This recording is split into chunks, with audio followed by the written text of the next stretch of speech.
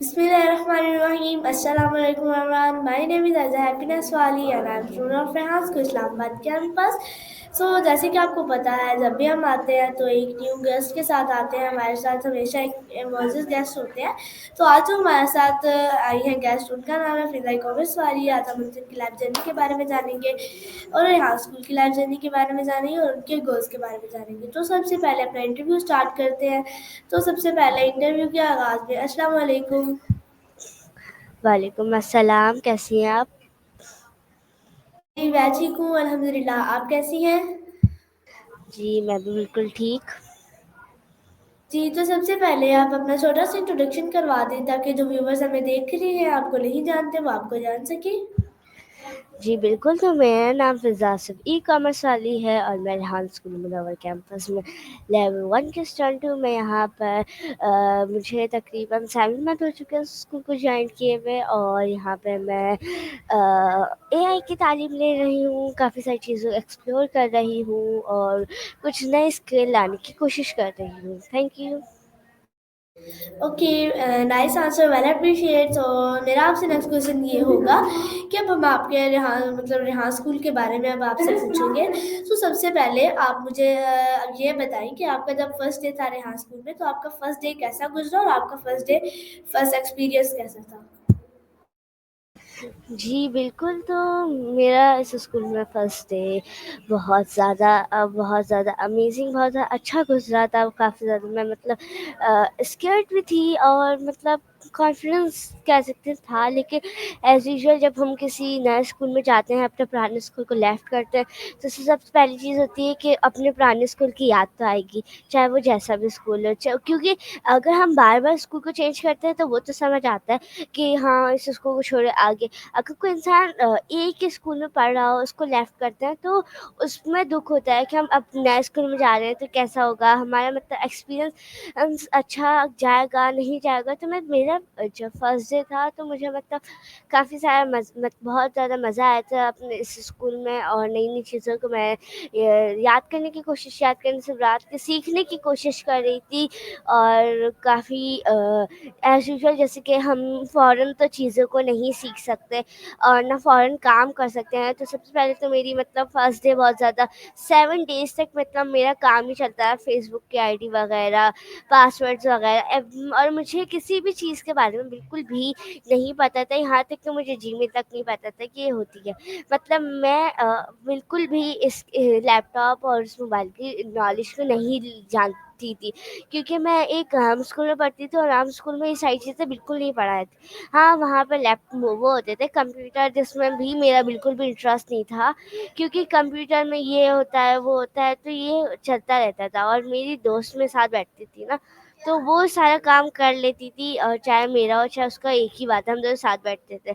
तो वो मतलब मेरा इस तरीके से इंटरेस्ट नहीं था, लेकिन जब मैं इस स्कूल में आई तो मुझे काफ़ी सारी नई-नई चीज़ों के बारे में पता चला और काफ़ी नई-नई चीज़ों को मैंने एक्सप्लोर किया और एआई के बारे में जाना और फिर मैंने अपनी स्टार्टिंग करी और किया कि बस अब मैं कब वो कर सकूँ, अपना काम जल्दी से जल्द कर सकूँ, लेकिन हम इतनी जल्दी तो सीख नहीं सकते, तो उसमें मैंने टाइम लेकर, भले मैंने उसका 1 महीना लिया हो, लेकिन फिर मैंने उस काम को अपने बेस्ट से बेस्ट करने की कोशिश करी। तो मेरा फर्स्ट डे का एक्सपीरियंस भी अच्छा रहा और मैंने एन्जॉय भी किया फर्स्ट डे। काफ़ी अच्छी-अच्छी दोस्तें बनी और बहुत मज़ा आया मुझे फर्स्ट डे पर।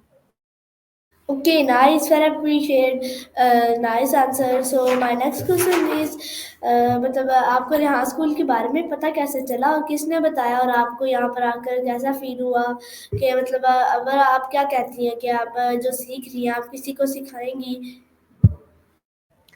जी, बिल्कुल, तो मैं बताती चलूँ तो मुझे इस स्कूल के बारे में मदर ने बताया था।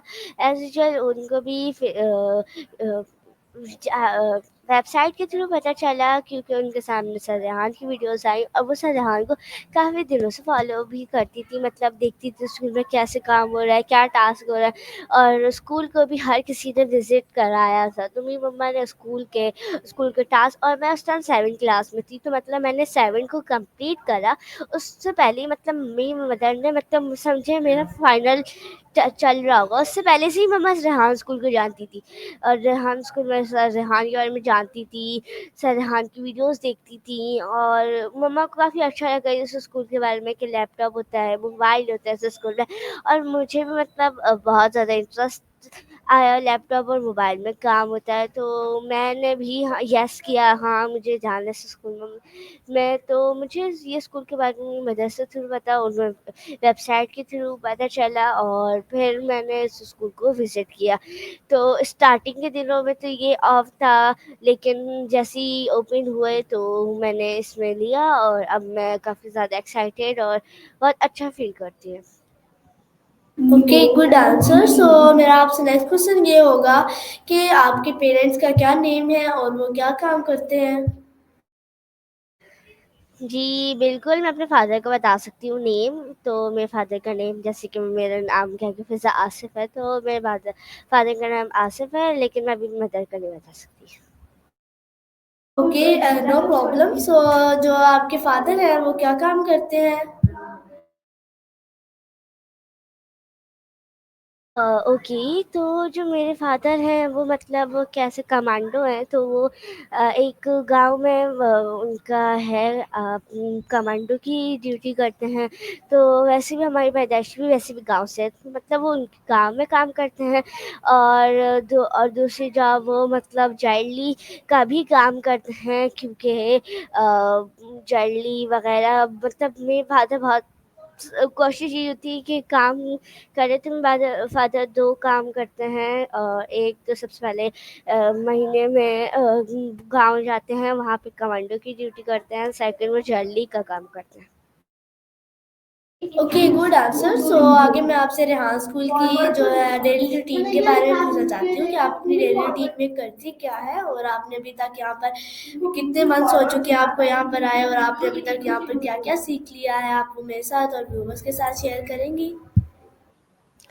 जी, बिल्कुल, तो मैं ये शेयर करूँगी कि जैसे कि मेरी जो रेहान स्कूल की रूटीन है, तो मेरी स्कूल की टाइमिंग 8 बजे है, और 8 बजे के बाद हम लोग की असेंबली होती है। असेंबली होने के बाद योगा, मेडिटेशन वग़ैरह ये सारी चीज़ें करवाई जाती हैं। उसके बाद हमें एक छोटा-सा बताया जाता है टास्क के हवाले से कि आपने टास्क करें, फ़ोकस करें, अंडरस्टैंड करवाया जाता है टास्क के हवाले से थोड़ा-सा, कह सकते हैं एक छोटा-सा क्लास दी जाती है। उसके बाद नीचे ही फिर हम लोग अपनी क्लास में मूव ऑन होते हैं, उसके बाद हम अपने टास्क में लग जाते हैं। मतलब कोई शोर, कोई कुछ भी नहीं होता है, मतलब सबको पता है हमें टास्क करना है। तो अपना ऊपर मतलब सब ऊपर आएँगे, अपना लैपटॉप खोलेंगे, मोबाइल खोलेंगे, और अपनी चीज़ें कनेक्ट करने लग जाएँगे। जैसे कि कोई पोस्टर बनाएगा कैनवा, तो कोई इंटरव्यू करने लग जाएगा, अलाइन वगैरह ये सारे टास्क में स्टूडेंट्स करने लग जाते हैं। फिर उसके बाद अभी अभी कल तो और परसों तक तो हमारी एडिटिंग की क्लास नहीं हुई, तो रमज़ानों में हमारा मतलब 3 घंटे एडिटिंग और 3 घंटे कोडिंग का था, तो आई थिंक इसी वजह से लेकिन अभी हम मतलब कल तो जुम्मा था, तो कल हमारी 12 मतलब 12 बजे छुट्टी हो गई थी, लेकिन हम लोग अपने जितने भी हमारे डेली टास्क होते हैं उसको कंप्लीट करके ही जाते हैं। और अब तो बहुत ज़्यादा ईज़ी हो गया सारे टास्क को कंप्लीट करना, क्योंकि कैनवा पे उससे भी ईज़िली बन जाती है, स्टोरी भी ईज़ी बन जाता है, इंटरव्यू हम जल्दी अलाइन कर लेते हैं, और फिर हम लोग कॉल एनी करते हैं, जो कि भी कर लेते मतलब कोई 15 मिनट का, कोई 25 मिनट का कॉल एनी भी मुझे बहुत अच्छे से रिस्पॉन्स करती है, मुझे बहुत मज़ा आता है कॉल एनी से बात करने में। तो हमारे यही टास्क ही होते हैं, ट्रायल्स भी 2 मिनट में बन जाती है, और सुनो भी हम लोग मतलब जैसे कि आज है तो हम लोग कल का भी सुनो बना के ही रख देंगे। तो इस तरीके से हमारा मतलब काम ही बहुत जल्दी हम लोग अब करने लग गए हैं। फ़ोकस ही होता है, हमारी पूरी कोशिश ये होती है कि हम टास्क करें, और अभी भी सारे बच्चे अपने टास्क ही कर रहे होंगे। और उसके मतलब सुबह आए हम लोग ने असेंबली करी अपने टास्क के 12 बजे तक। उसके मतलब अभी जैसे कि आज सैटरडे है तो आज 12:30 बोली 10:30 पे हमारी ब्रेक होगी एंड 15 मिनट की हमारी ब्रेक होती है। उसके बाद हम फिर अपने टास्क में लग जाते हैं और अगर उसके बाद कोई किसी की क्लास होती है जैसे कि कोई फॉरेनर वगैरह कोई आता है स्कूल में विजिट करता है तो वो मतलब स्टार्टिंग में हमारी ये होती है कि ख़त्म कर लें ताकि कोई आए तो हमें अपने टास्क की टेंशन ना लगी रहे। तो इस तरीके से मतलब मैं अपने टास्क को कर लेती हूँ, बल्कि मैंने सभी बच्चे अपने टास्क कर लेते हैं तो हमारा तो बहुत ईज़ी हो गया है टास्क को कवर अप करना। और क्योंकि हमारे पास बुक भी आ गई है अपनी वर्ड बुक जो जिसमें सारे टास्क लिखे हुए होते हैं तो ये वेट नहीं करना होता है किसी चीज़ का कि अब ये टास्क आया तो हम करेंगे, हम फ़ौरन ही अपने टास्क को कर लेते हैं। Okay, good answer. सो आपने बहुत अच्छा आंसर दिया। और जो मैंने आपसे आगे ये पूछा था कि जो आप स्टडी कर रही हैं या आप किसी और को भी सिखा रही हैं। जी, कह सकते हैं कि मैं जो स्टडीज़ तो मैं करती हूँ, जैसे कि अगर आप मेरी होल डे की जानना चाहें तो जैसे कि आज मैं अभी जैसे 12:30 पे घर जाऊँगी, जाते-जाते 1 ही बज जाता है। तब जब घर जाऊँगी तो उसके बाद मेरा मतलब मदरसा होता है 2 बजे ना, 2 बजे मदरसे जाने के बाद 4 बजे, साढ़े 4 बजे तो मदरसे से आते हैं। फिर आने के बाद ट्यूशन जाते हैं, मतलब टीचिंग का टाइम मैं अपनी मदर को देती हूँ। उनसे मतलब अर्निंग की जैसे कि हमारी क्लास होती है, तो अर्निंग से मतलब मैं अपनी मदर से मैंने ली हुई है तो उसको सिखाना भी है, लाज़मी है। तो ड्यूरिंग दिस मैं अपनी मदर को ही सिखाती हूँ और मेरी कोशिश यही है कि मैं अपने सिस्टर को भी सिखाऊँ, लेकिन वो अभी थोड़ी छोटी है। मतलब अर्निंग तो नहीं कर सकते लेकिन ओरली मैं उसको सिखा सकती हूँ, उसका खुद भी एडिटिंग में इंटरेस्ट है, तो मैं उसको ही सिखाऊँगी इंशाल्लाह। इंशाल्लाह आप अपनी सिस्टर को भी सिखाएं। सो आगे मैं आपसे ये पूछना चाहती हूँ कि यहाँ पर जो स्टूडेंट्स हैं, टीचर्स हैं, वो आपको कैसे लगते हैं? यहाँ पर आपकी फ्रेंडशिप कैसी है? मतलब जो आपकी आपके साथ जो गर्ल्स हैं, मतलब आप फ्रेंड हैं आपकी, तो वो आपके साथ मतलब आपके मुश्किल वक्त में काम आती हैं या आपके जो आपको टास्क ना समझता है वो आपको समझाती है। तो यहाँ पे जो ट्रेडिशनल स्कूल है और रिहाज स्कूल जो है, इसमें क्या फ़र्क है? आप इसके बारे में भी एक्सप्लेन कर दें। कह सकते हैं कि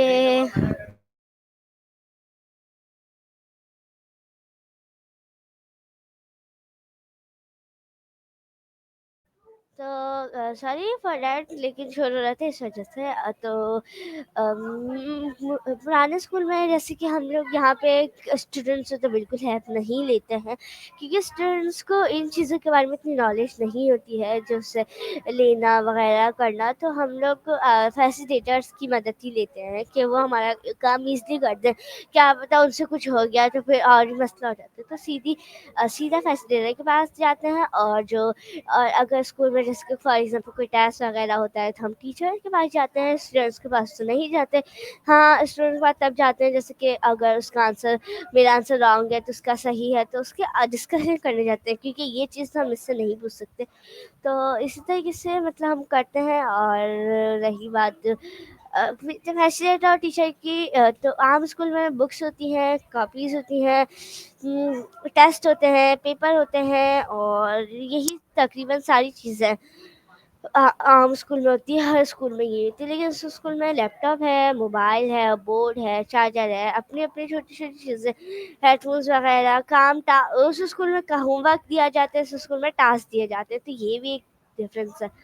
वहाँ पे शेल्फ वगैरह, डेकोरेशन वगैरह, कार्स वगैरह, आर्ट आर्ट के अंदर जिसको इंटरेस्ट है वो वगैरह, मतलब कार्ड्स, ये छोटी-मोटी डेकोरेशन, ये हर ऐसे यहाँ पे बहुत कुछ है।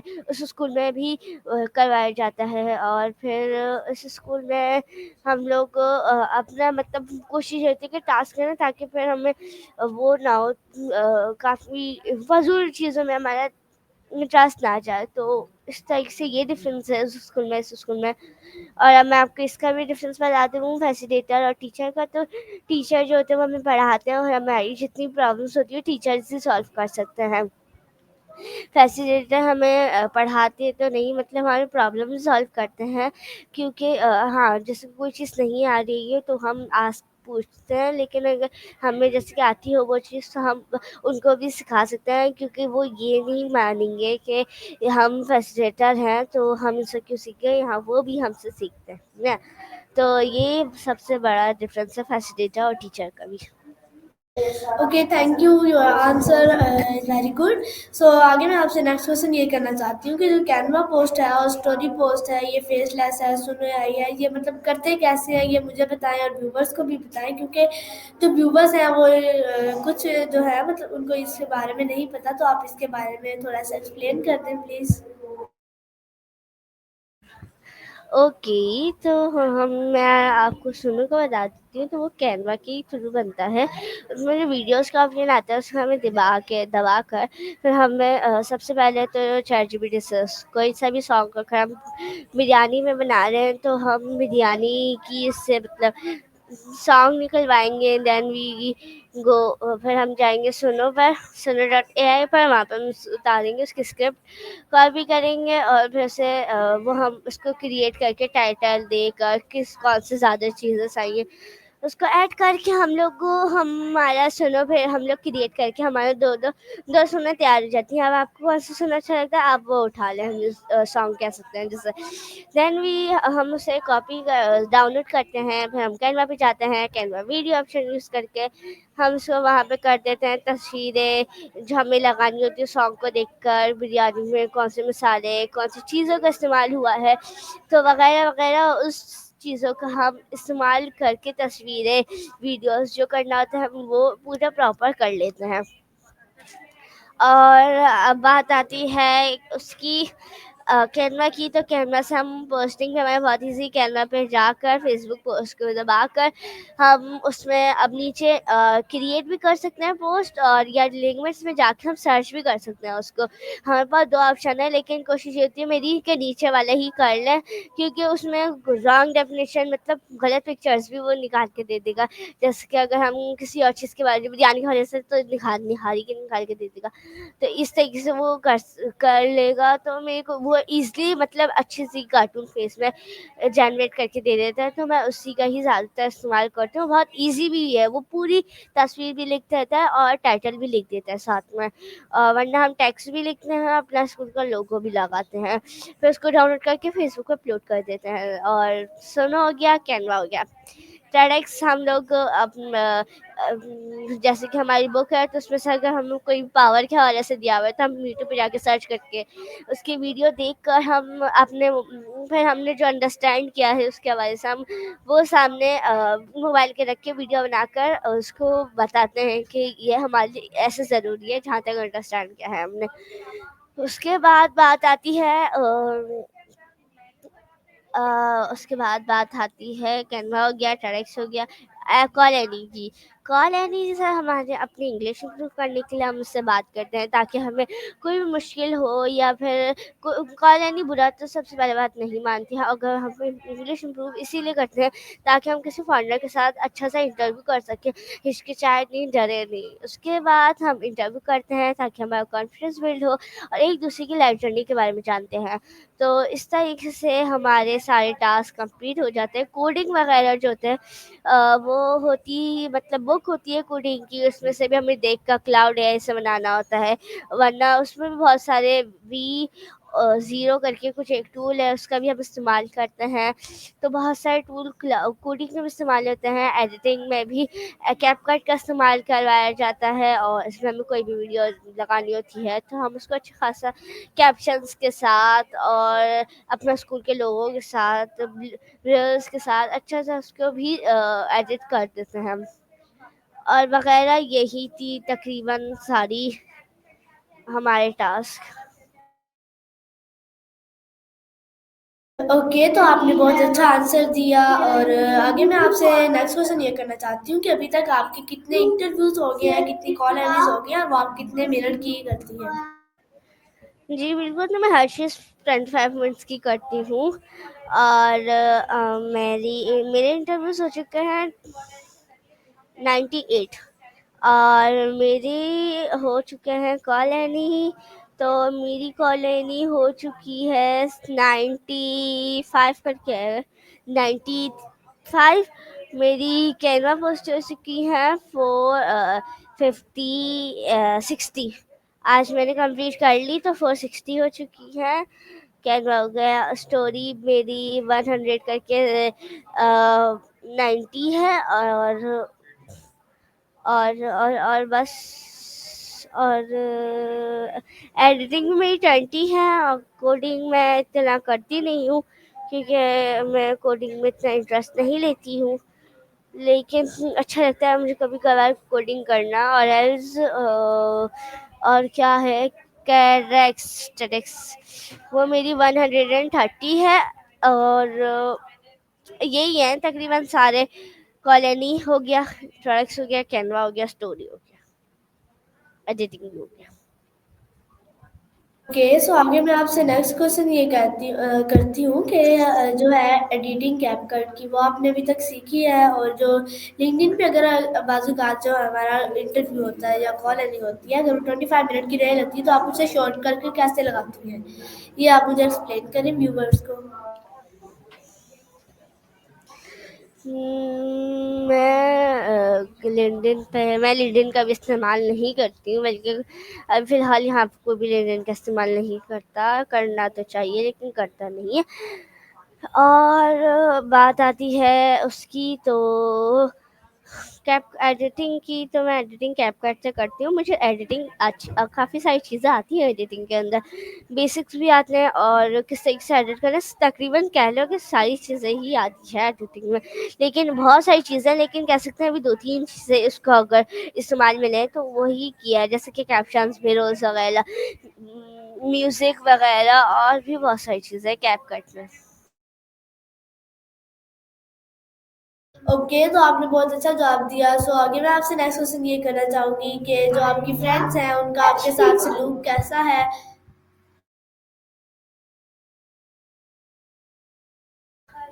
ओके, तो अगर आप फ्रेंड्स के बारे में जानना चाहती हैं तो जो मेरी फ्रेंड्स हैं तो कह सकते हैं कि उनका सलूक भी अच्छा है मेरे साथ, और काफ़ी फ्रेंडली रहती हैं। सभी मेरे साथ अब काफ़ी फ्रेंडली रहती हैं, काफ़ी अच्छे से रहती हैं, और अच्छा है, अच्छी है। ओके, सो आगे मैं आपसे नेक्स्ट क्वेश्चन ये करना चाहती हूँ कि आपके स्कूल में मतलब आपका जो आप जो है काम करती हैं वो आपको कैसा लगता है। अच्छा लगता है मुझे काफ़ी, और काफ़ी मज़ा भी आता है। आप अपना आंसर दोबारा रिपीट कर सकती हैं प्लीज़। काफ़ी अच्छा लगता है, अपने टास्क सारे काम टाइम्स मुकम्मल कर लेते हो तो काफ़ी मज़ा आता है।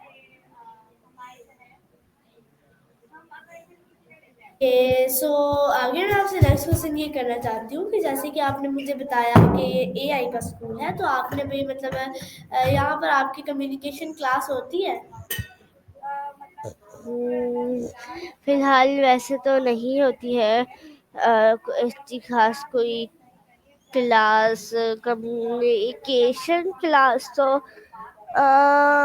नहीं। हमारी सिर्फ एडिटिंग और कोडिंग होती है, वो भी रमजान में हमने की थी, लेकिन अब नहीं होती।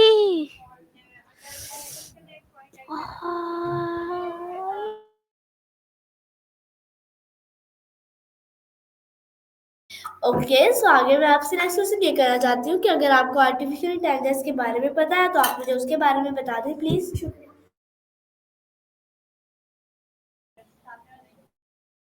आपकी आवाज़ नहीं आ रही। जी, सबसे मैं आपसे ये पूछा है कि अगर आपको आर्टिफिशियल इंटेलिजेंस के बारे में पता है तो आप प्लीज़ मुझे उसके बारे में बता दें। मुझे आपकी आवाज़ नहीं आ रही, बिल्कुल भी नहीं आ रही।